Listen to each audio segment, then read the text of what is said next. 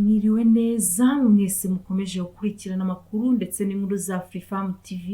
Reka twizere ko muri bose mumeze neza. RDF ikomeje gucyura impunzi Cabo Delgado, naho urugamba rwo rwambikanye mu mashyamba ya Siri.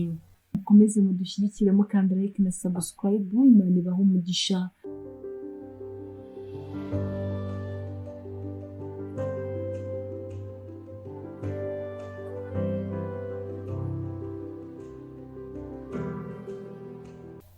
Ingabo z'u Rwanda RDF zifatanyije n'iza Mozambique FADM zikomeje ibikorwa byo gucyura impunzi zari zarakuye mu byazo n'intambara y'ibyihebe imaze imyaka igera kuri 4 mu ntara ya Cabo Delgado mu majyaruguru y'iki gihugu. Ni ibikorwa byatangiye ku 28 Kanama 2021 mu nkambi ya Kitunda, aho kugeza ubu hamaze gucyurwa abagera ku 1245 bajyanwa mu bice bitandukanye mu mujyi wa Palma. Amakuru Afrifame TV yamenye nuko ibikorwa byakomereje mu gucyura impunzi zo mu nkambi ya Patekua zijyanwa mu karere ka Palma mu gace ka Mundane. Izacyuwe tariki ya 1 Nzeri zari 1205. Ubuyobozi bw'ingabo z'ibihugu byombi butangaza ko ibikorwa byo gusubiza abaturage mu byabo bizakomereza mu zindi nkambi muri Cabo Delgado. Ingabo z'u Rwanda na polisi bafatanyije n'inzego za Mozambique batanga imodoka zitwara abaturage ndetse bakabaherekeza mu nzira babacungiye umutekano kugera aho basubiye hahoze ari mu ngo zabo. Abaturage barenga 800 nibo bakuwe mu byabo n'ibikorwa by'imitwe y'iterabwoba mu ntara ya Cabo Delgado.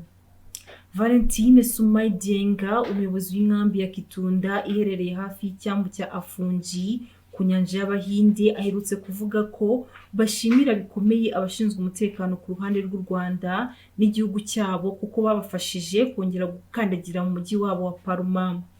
Yagize ati, turabashimira cyane ko mwaje kudutabara, ibi ni ikimenyetso ko twunze ubumwe. Naho urugamba rwo kurwanya imitwe y'iterabwoba rwo ruracyakomeje. Umutwe w'iterabwoba urwanira muri Mozambique mu ntara ya Cabo Delgado witwa Ahlussunay wa Jama, gusa imbere mu gihugu abaturage bawita Al-Shabaab.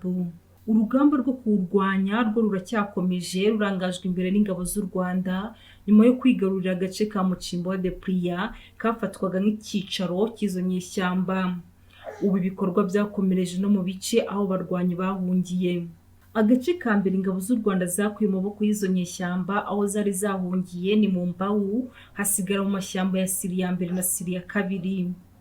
Hashize iminsi mike ingabo z'u Rwanda zigabye ibitero bikomeye mu ishyamba rya Siri ya mbere. Muri iryo shyamba izo nyeshyamba zahashinze amahema zakambitsemo ndetse zagiye zicukura n'indaki zikoresha mu kwihisha.